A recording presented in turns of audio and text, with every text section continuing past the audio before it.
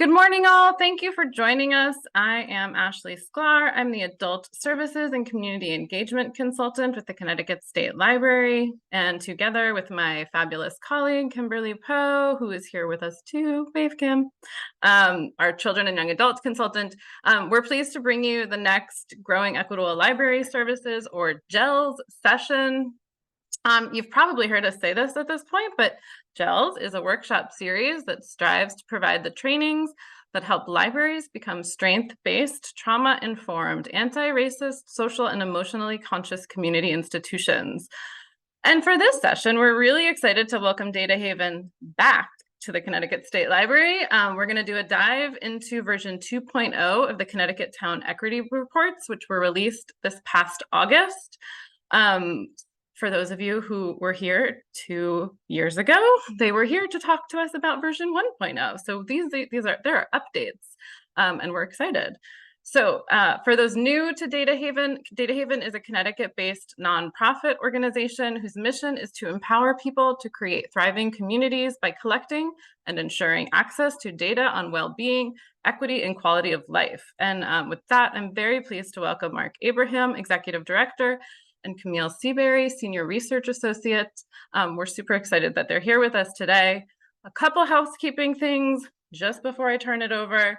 If you haven't already, please update your name in the participant list. Include your name and library or organization. That would be great. We love knowing who's here. We do have the Zoom live captioning features. They are activated and on, so feel free to adjust those for yourself at the bottom of your screen. As you probably noted upon coming in, we are recording today's session, and the recording along with the slides will be available on the GELS LibGuide following the session. I am here, Kim is here. We will keep an eye on the chat, drop your questions there. We'll tackle those as we go. And at the end, and also feel free to comment, share your insights, spark a conversation. Tell us if you use version 1.0 of these reports. We like chatter alongside. And let's see. Oh, last but not least, we always hit you up with a survey at the end of the session, and then afterwards via email. Take a moment, we read those oftentimes immediately. So tell us your feedback, tell us what you liked, tell us what you want more of. Yeah, okay. With that, enough from me, and I'm going to turn it over to Mark and Camille to get us started. Thanks, guys. Thank you, Ashley and Kim.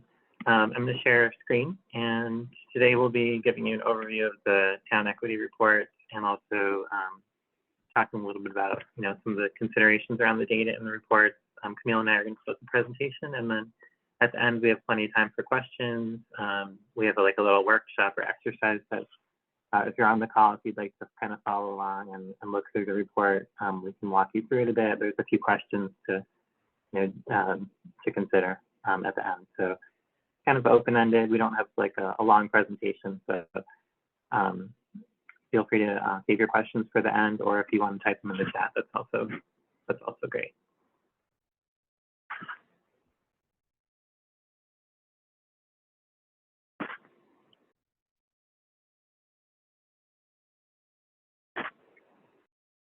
Okay, so the Town Equity Report, I'll talk a little bit why we created these. What we have is a report for each town in the state, and also reports for regions. So if you're interested in a area like Fairfield County or Northeast Connecticut, there's reports for both the individual towns, but also larger areas that are essentially the same report, just grouping the towns as if they're one geographic area. So we have many different regional reports as well, because each agency has a different kind of service area for when they write grants and look at data.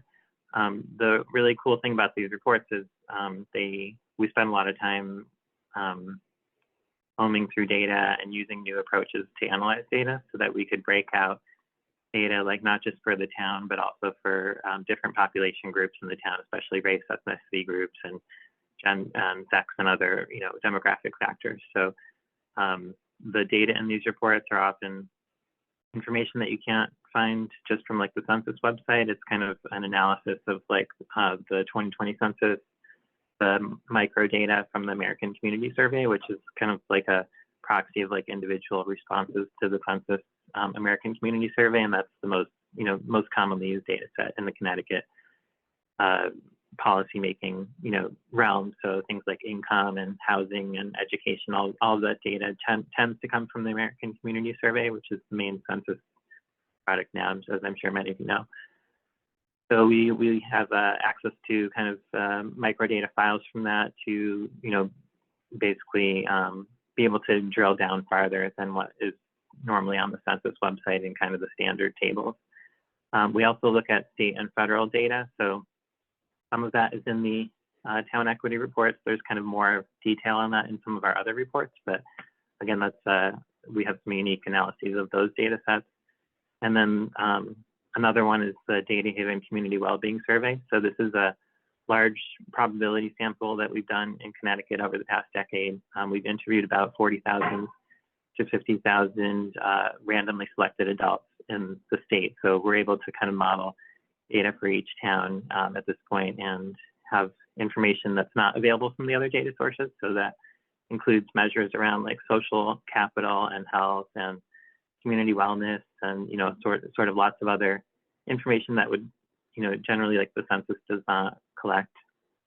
So that's a unique data source as well. And in fact, we're able to merge together data from like many interviews over time. It lets us again have like kind of a unique snapshot of conditions in each town and region. So with the 2023 reports, with our update, we added a few new indicators. We're continuing to develop this over time. We have a lot planned for version 3 next year. So if you have suggestions on the town reports, we're really happy to hear those. We definitely want to add more detail on like housing issues and some other topics. So as we move forward, and a question for us is whether to add that data like within the main report, which is about I think 20 or 30 pages, or to have like sort of appendices for each area or town as we start to develop some more detailed information about the issues in the report. So you'll see in the reports, they cover like demographics, education, housing, income, and the environment and other topics that, people most commonly request. So we're trying to like simplify them, have beautiful like infographics that are easy to understand. The idea is like, if you're a mayor or first selectman of your town, you can just kind of go into the report, get a snapshot of like one of those data graphics and use that in like presentations or for grant writing, that sort of thing. So that's usually how we see the reports used. The audiences, so why we created those, like DataHaven's, celebrating its 30th anniversary this year. We have like always get lots of requests for data. Obviously, we write reports about all sorts of different topics in the state. But I think starting in 2020, we just started getting like many more requests for not just like data by race ethnicity, but really local data broken down by race ethnicity. And I think the reason for that, a lot of it had to do with many towns forming committees on like declaring racism as a public health crisis or creating diversity, equity, inclusion committees and other bodies like that at the town level. And they really wanted to see like within their town, what conditions look like. So we started getting a lot more requests, and instead of looking them up each time, we wanted to have the best possible data. So we went back and spent a lot of time basically analyzing those data sources to see what we could pull out that would be available at the local level and also broken down by race ethnicity. If you're familiar with census data, you'll see, often you can get data about, the Latino population, for example, maybe at the state level or for a large city. But when you start getting into the towns in Connecticut, the average town is only about 16,000 residents. And, towns have different levels of racial and ethnic diversity. So there's kind of, a lack of data from like the standard tables broken down by race ethnicity. So that these reports are really trying to address that and provide the information that towns need for those work. And again, like I said, the graphics are designed to be really easy to follow, easy to understand. The tables are fairly simple. So the audiences are like, residents, people running for office, political office or current elected officials, nonprofits that like serve specific communities and towns. And those would include libraries, obviously, as sort of, generally focused on residents who come in from the surrounding communities. So we also work with teachers on classroom materials related to these. And so those are sort of the key audiences for the report. these are just some examples, people using them for their op-eds, and many examples of folks using these to like write grants to, bring in like federal dollars for their town and that sort of activity.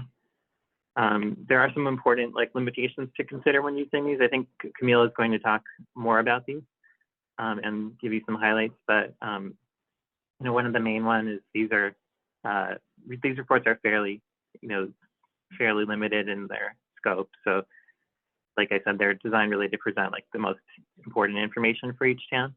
If you want more context about the data we use, like for example, if you're looking at housing and you're interested in housing discrimination, redlining, mortgage loans, things like that, you can go to our community wellbeing index reports or our health equity reports. There's a lot more discussion in those sort of longer reports. And if we go and present, a report to a town, we'll often like bring in some of that context as we discuss, why the data looks the way it does. So it's important to, not just if you're especially in like an educational setting or, if you're talking with journalists or something, not just to like cite the data from the reports, but to add some of that context around, why income is related to health, for example, or why the homeownership rate is much lower for people of color in Connecticut, like thinking about some of the historical factors and some of the current, factors that would lead to that is important.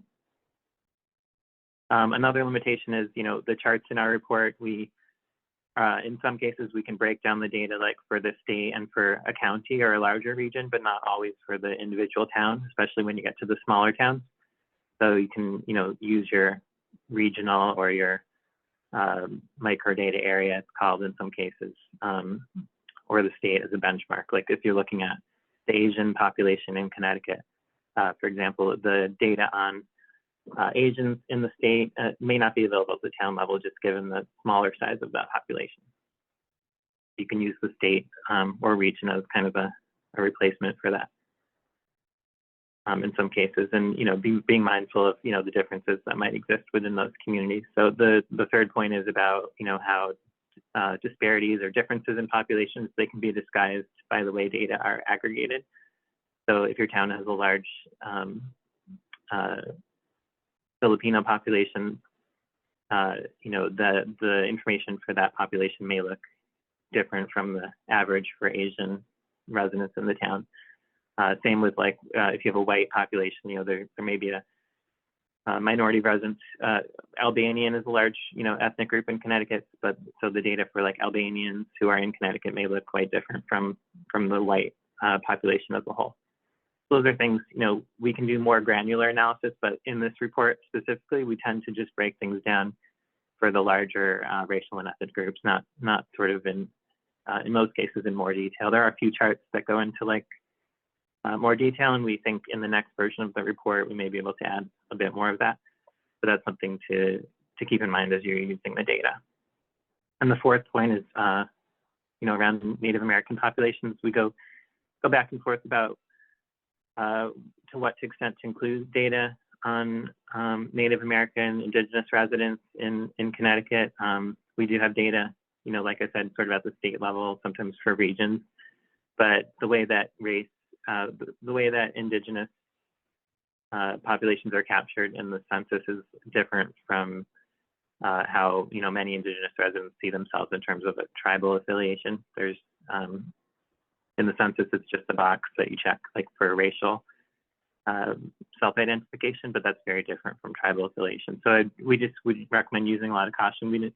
So far, we haven't wanted to like remove that data or really qualify it. It is sort of what is reported, and there are important reasons I think to include it, but there are major limitations in that it's going to be viewed differently by people with different tribal affiliations or backgrounds in that.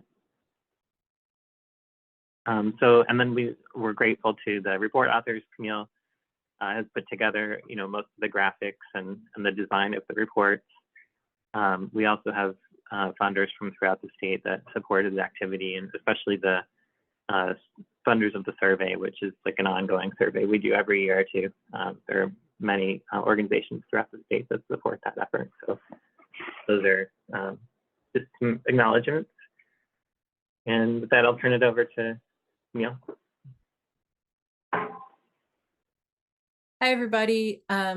Sorry, there's this like really crazy glare coming into my into my window, so I'm kind of far away. But yeah, I'm just going to go through a few examples of some of what's in the town equity reports and kind of why we chose some of the like angles that we use here. And yeah, some of the questions that we're asking ourselves when we work on stuff like this, when we figure out like what data is going to be useful for communities, what data is, you know, maybe stuff that people aren't used to seeing, but that might help inform kind of like what Mark was saying, not just the averages of things that like kind of wash things out, but also like what different needs in different communities are and among different groups. So one of the big things that we get asked a lot is just who lives in an area. How is that changing? So Mark, could you go to the next slide? Thanks. So yeah, we get asked a lot about just like population change, what towns are growing, what groups are growing, how communities are changing by age. So a lot of towns and a lot of parts of the state are getting older on average. That's got all sorts of implications for healthcare, especially, but also for like household structure, things like that. So those sorts of changes are just things that people want to know about a lot, to be thinking kind of what their communities could be looking like in the future. So one of the big things that we see in a lot of places is areas throughout the state becoming more racially diverse. And especially like, so you can see the state level. So this is one of the reasons why we like, especially when we can, breaking things down, not just like the statewide averages, but also like, what does this look in your town? What does this look like in the towns around you? Is your town, you know, different from the region? Is it changing in ways that are different from the region? So I picked on Manchester for a few of these, mostly because I'll be hanging out with my little niece and nephew there next week. So I was just kind of thinking like, oh, what are these things like in Manchester? Let me look back at the town equity report. So yeah, so you can see how the state is becoming more racially diverse, especially growth of the Latino population. But some of that is happening more rapidly in Manchester and in, this is explained in the reports at the beginning, but what's called a PUMA, which is the, like Mark mentioned, the micro data that we work with, those are public use microdata areas, and those are designated by the Census Bureau. And those are kind of regions of about, I think they're usually set up to be about 100,000 people or more. So the PUMA for Manchester is, I believe, just Manchester and East Hartford. So we tried to use those this time around, even though it's kind of a technical thing. We tried to use those for the town equity reports as a way to get the a more local region than like otherwise this would be like Manchester versus Greater Hartford, which is I think 38 towns, including Hartford and New Britain. So that's like a much wider region. We wanted to be able to narrow down a more localized sense of your town and how it's situated in its surroundings. And we did that where we could. Sometimes the PUMAs are still too small or too homogenous with some of these sorts of things. So we still had to scale up to larger regions. So yeah, and then we see especially in the younger populations. So there's a chart in the reports looking at race and ethnicity by age, because that's something where the white populations skew older and the Black and especially Latino populations skew younger. So it's actually the young populations, kids, tend to be more racially diverse than like seniors, and that's kind of across the board and within different towns. So one of the things we tried to do with this is to take data that we might be used to seeing and break it down in different ways. So Mark, you could go to the next one.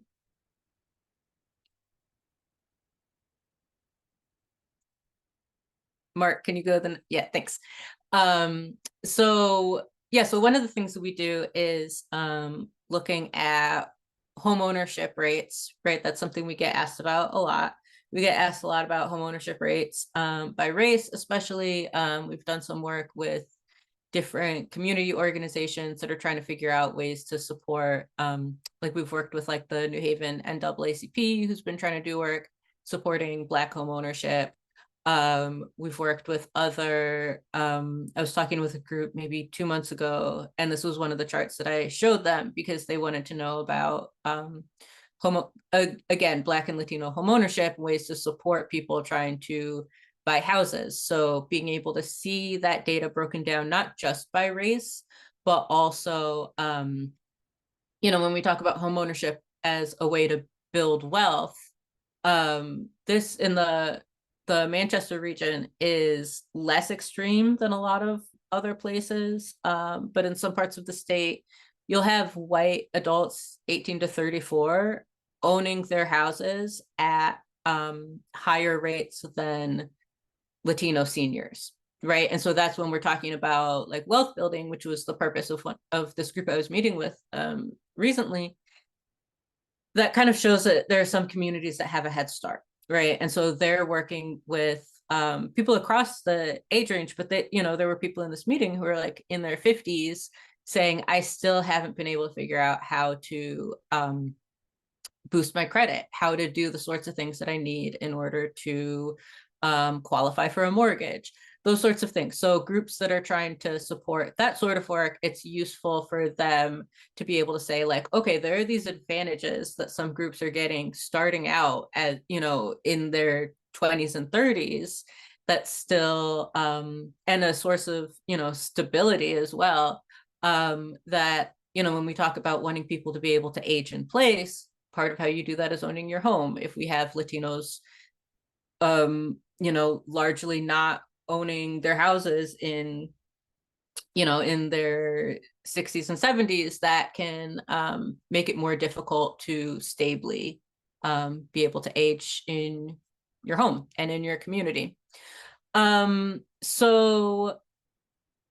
then we also, when we look at things across the region, we might not be able to see how issues play out more locally. So again, being able to break things down in different ways than we're used to seeing helps kind of highlight what are some of these kind of, I guess, pain points of where there might be more work to do, where people could focus their efforts, just kind of better understanding the landscape.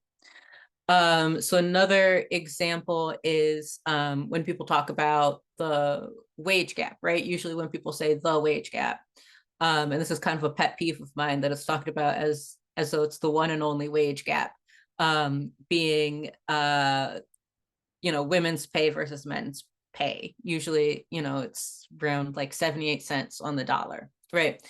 But there's all sorts of wage gaps. So they're not just, there's part-time work versus full-time work. Women are more likely to work part-time than men. But also by race and ethnicity, we see, really large gaps. And so we end up with statewide. So when we do this, we try to first narrow that gap of part-time versus full-time and women being more likely to work part-time.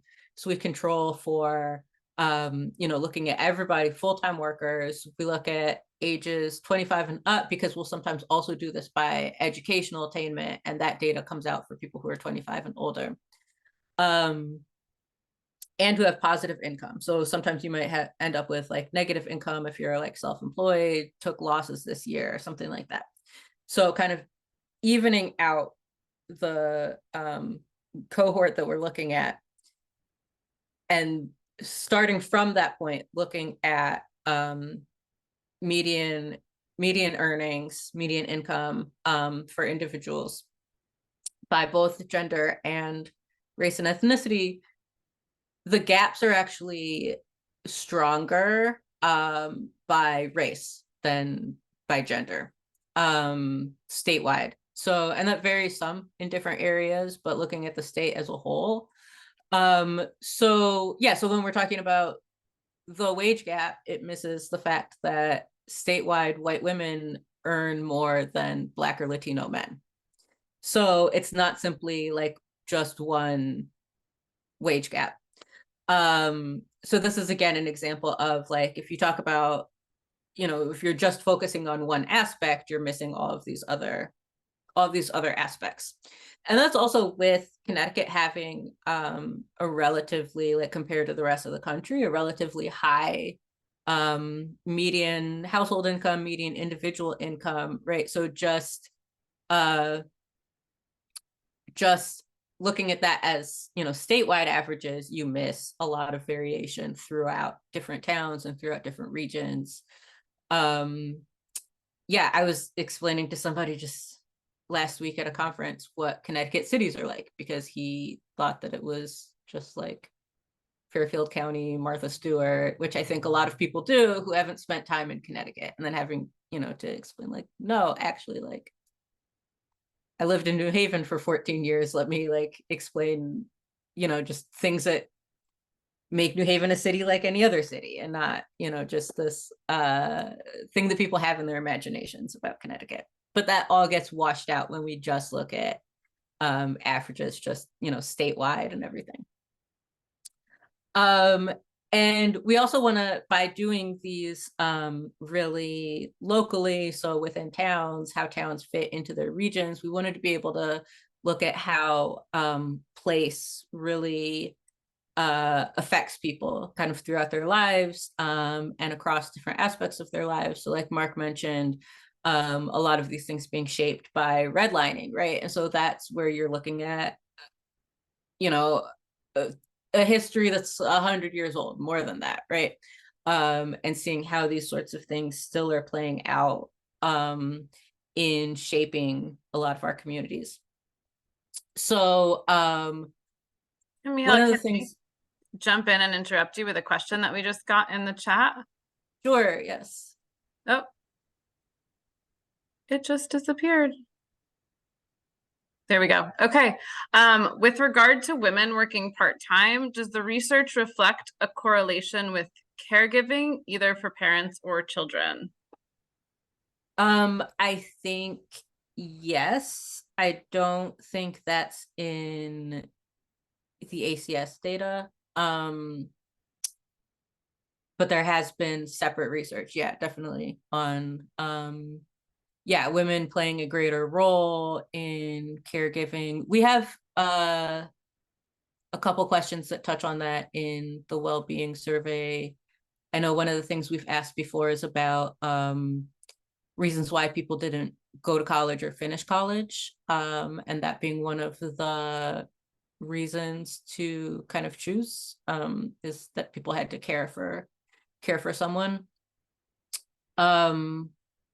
There definitely is research on that, and that does play a role. So that's why for this, we when we do these sorts of analyses, we keep it to working full-time year-round, because that does kind of even out the kind of the starting point that we're looking at. But yeah, there definitely is a lot of research on that. And there's also a huge shortage of childcare, which we dug into a little bit in the community well-being reports, but not in this because it is kind of fuzzy at a really local level. That data is not as readily available as we wish it were. That's a good question though. So one of the things that we include is, so this is life expectancy, right? Where you're looking at kind of the culmination of all of these health and economic and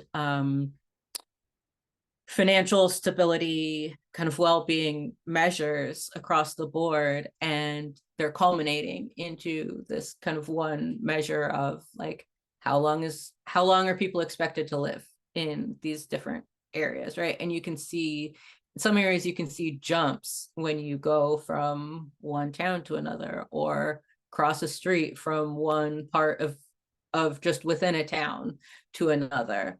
So that's kind of one of the things that we try to think about, is like all of these things all together kind of can lead to being able to have, you know, long, happy lives, right? Yeah, so this is data that's available at a really granular level from a study with the CDC, and I'm blanking on who else worked on it. But yeah, so this they were looking at by census tract. So that's similar to like a small neighborhood or part of a neighborhood, where you can look at this really, really granularly. And again, this is one of those where you could have you could have one number for all of Greater Hartford and it's going to be relatively high. But then you dig into it further on these neighborhood levels and you see lower numbers in Hartford and New Britain, especially. And then, yeah, we also, another data set that's kind of more recent and very granular is from the EPA. They do this environmental justice index, and it's by block group, so even smaller than census tract. So one of the things that they look at is risk of exposure to lead paint, and some of that comes from the age of housing in an area. So this I thought was a really interesting project, because they took first these what they're calling these like unadjusted measures, and they rank them. So this is just a relative risk scaled across the whole country. But first they look at them just kind of ranked just as like a pure number. So they do this with like lead paint, they do it with exposure to risks of like air related cancers, proximity to wastewater treatment, about like 20 different things, maybe more, related to like environmental health. But then they kind of reread it through this lens of vulnerable populations. So they take that same data and then they scale it based on the percentage of those different block groups. That's in the kind of simple version, they do percentage that's low income and percentage that's people of color. There's a more complicated one that they do with I think also percent children, percent seniors, percent immigrants, and a few more. So kind of looking at not just what are those and like risks of environmental harm and risks, health risks based on environment, but also kind of your ability to have protective factors around those risks to help deal with those risks. And so I think it's a really interesting project and really interesting framework. It kind of obscures a little bit of what's going on, but it also kind of projects it through this additional lens of not just like what's the problem, but also how are people able to deal with the problem.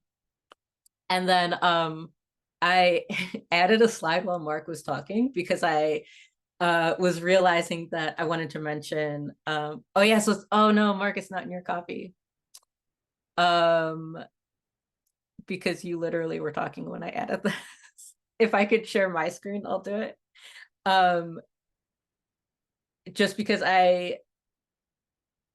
sorry.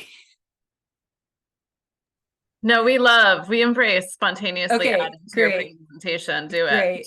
A little data chaos. Yeah, so I just wanted to highlight unemployment rates, right? Because this is something that we heard about a lot at the beginning of the pandemic with lockdowns and everything, jobs shutting down, this incredible skyrocketing of unemployment rates.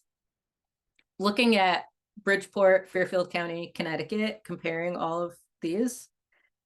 Bridgeport's unemployment rate was about as high in, around 2014, still slowly coming out of the recession. The unemployment rate in Bridgeport was about as high then as when it peaked in for Connecticut early in COVID. So when we talk about there's this crisis of unemployment because of the pandemic, Bridgeport had lived at that crisis level previously. And yeah, that where that's just kind of a fact of life. And then with unemployment coming back down, it's Bridgeport is still higher than the surrounding county and the state. And a lot of times you'll see like those recoveries take longer in communities with fewer resources as well. So if there's a crisis or an emergency, kind of looking at being able to use data to look at how people are recovering, how people are, weathering a storm, and how they then deal with it. How long do the effects of it last, and how does that hit different communities differently? So sorry for the last minute, but I thought that was really important to mention that as well. So I will turn it back to Mark to set up the activity. Great. So we have some time for questions, and also, yeah, the link is, you can get this if you go to the ctdatahaven.org website. The link to the Town Equity Reports is usually at the top of the page there, because this is currently our most popular report. We do see, people in every town downloading it, and then the reports are widely used. So kudos to Camille for getting all these really nice looking graphics together, and we're really grateful to folks like you, to other nonprofits, for giving us feedback on the reports and what to include in them. The survey topics that you'll see, also there's a advisory council that informs what topics we should ask about in our statewide surveys. We have about 300 organizations that advise us on that, so we're really grateful to that. If you'd like to participate in that, there's also a link on our site to join that advisory council, and you can basically vote on what questions we should include. So we have to make trade-offs, like whether to ask more questions about, say, veterans versus more questions about more detailed questions about people with mobility limitations or disabilities, or unfortunately, given the length of the survey, we have to always decide which questions are going to be most valuable in that sense. So we encourage you to participate in the advisory council. And yeah, if you have questions really quick that we can answer, we have a few minutes, and then I can give you some of this scavenger hunt activity. It doesn't look like there are questions currently. So if you want to jump right into the activity, and I'll just encourage folks to put their questions in the chat, we can address them after. Okay. So this is a little activity we put together. You can take this and go back, after the webinar today to try this out also. So the first one, there's just a guidance about how to find the report for your town. So just go to the site. Hopefully you're all there, or can find it later. So these are some questions that should be possible for you to find in the report.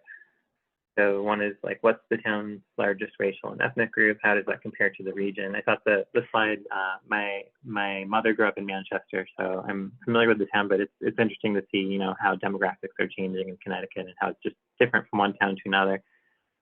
In Manchester, it's known for being, according to some measures, the most demographically representative town, I think, or it was at the last census at least. And you could see there's a very large Asian population, and maybe a Middle Eastern, North African, South Asian population in Manchester. And that you could see from the chart that Camille showed that group is growing, and it's also much larger in Manchester than other parts of the state. And Manchester also had a rapidly growing Black population, so that, you know, some towns have a Black population that's getting smaller over time. Some towns have a rapidly growing Black population. So those are things you can find in that first section of the report. Another question is, what percentage of renter households are cost burdened? What percentage of owner households are? So this is an important way that housing cost is measured, and financial hardship in general is just how many residents pay more than 30% of their income, or if they're severely cost burdened, more than 50% of their income each year towards their housing costs. So that would be their rent, mortgage, utilities, taxes, maintenance on their house. You know, I think that all kind of goes into the calculation. And if you're spending, you know, more than half of all of your income on housing, you're considered to be severely cost burdened. There's a huge difference in the cost burden rates comparing renters versus owners. So owners, you know, tend to pay a smaller share of their income towards housing costs, especially if they've owned their home for a long time, or if they've even paid off their mortgage. Whereas renters, you know, especially lately, the cost of renting has gone up. And there's also really large differences by sex. So women are more likely to be cost burdened. People of color are more likely to be cost burdened in the state. You can get those statistics. Those are really commonly used to describe kind of the housing situation in towns and in the state. And then there's some other questions here about jobs. How many adults have no high school diploma, which is important for like health literacy or issues around, you know, translation, access to government, services, participation. There's a chart showing median household income changing, so you can look that up. And then the number 6 is around unemployment. That's the chart Camille showed. You can see how, you know, it peaked around 18% in Bridgeport and is lower. Yeah, these are some ways to, if you're trying to kind of walk through the report or get oriented to it, these are some questions that could be helpful. So I think these will be available through the webinar recording or on the slides afterwards, and you can kind of go through and see, you know, how these map out in your town. And if you did have a chance on the call to go through like the first question or two, if you had trouble or have questions, you can ask us those questions now. So I'll give everyone just a minute to go through the first couple if they haven't yet.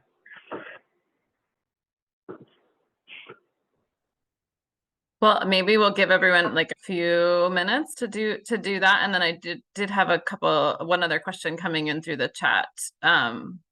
So maybe while folks are looking at their town reports and maybe want to share afterwards, the question that came in here is, do the reports offer any insight to chronic illness, health disparities, and location? For instance, food deserts, etc. I would be interested in that kind of information too. Mm-hmm. Yeah, we do. Go ahead. Okay, we have a number of things on both preventive care and chronic illness. So, and kind of health outcomes generally. So there are some maps of a couple different, I believe, chronic disease related outcomes. We also have data from the community well-being survey that we do, where we ask about a number of chronic diseases. So we ask about having been diagnosed with diabetes, asthma, hypertension, and those in locations where we were able to, we broke down by not just race and ethnicity, but also by age. Because on some of those, such as diabetes rates, Black and Latino adults, kind of middle-aged adults, tend to be dealing with those diseases at higher rates than white seniors. So some of those diseases that you think of as being, you know, people being especially prone to them, later in life that Black adults are starting to deal with on average earlier. So there are a number of things like that. Yeah. And on the food deserts issue, we don't have that data in the report just due to the space limitations of it. But I think some of our other reports look at that. Like, for example, our statewide survey has lots of questions in it. The town reports just summarize like the questions that people ask us about most, but there are others in the survey. Like one is about whether you have healthy food in your neighborhood, and that's like a really important question if you're looking at food deserts. For example, you can see just extreme disparities like in Connecticut, and especially in some of the areas where there are no grocery stores.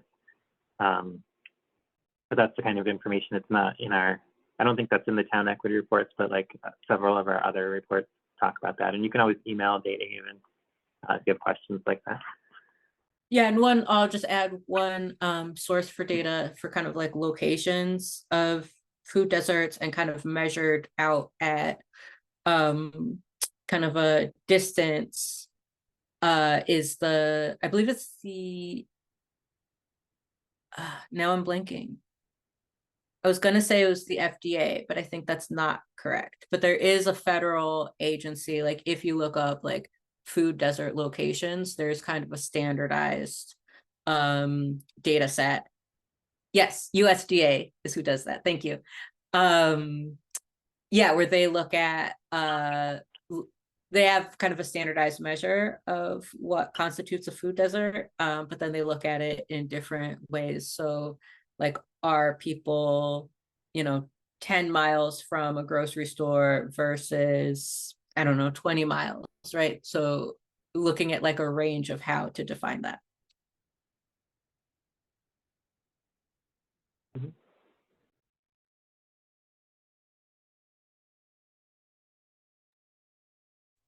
Well, I let folks know in the chat, obviously add questions as you have them. I don't know if any of you have had a chance to take a look at your town equity reports and taken a peek at any of these questions or any of the data in there. There's lots.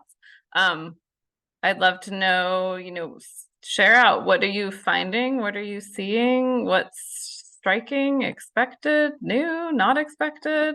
If folks want to share in the chat or unmute and share with us all.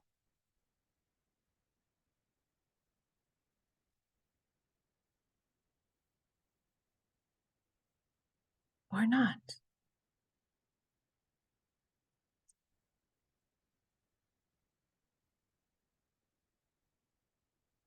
All right, well, I'll turn it back to you all to then take us to the end. Great. You want to go to the next slide?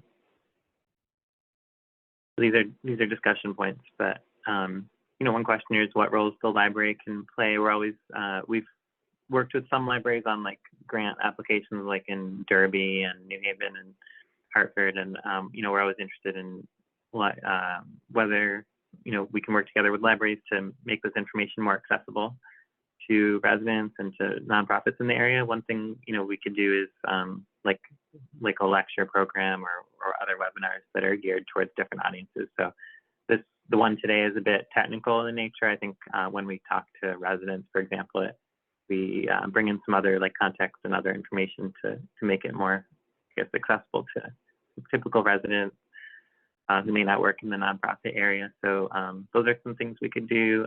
But yeah, feel free to reach out if you have suggestions for other ways that libraries can play a role in helping to share the information. This is our contact information on the last slide, so feel free to reach out if you have questions about the data or just other data questions. I'm always happy to hear from our libraries. And thank you to Ashley and Kim for organizing the webinar today. Amazing, great. Well, last chance, if you've got questions now, drop them. Otherwise, big thank you to Mark and Camille for joining us again today. It's always great to sort of have a have the creators of these reports with us to answer questions and share how they work. So thank you so much, and your insights in how you develop them and put them together. Really, really useful. I am sure that we will be touting these for the next, it doesn't sound like we'll have 2 years to tout these, but I feel like since the last time you were here, Kim and I are constantly pointing people to using these reports because there's so much in them.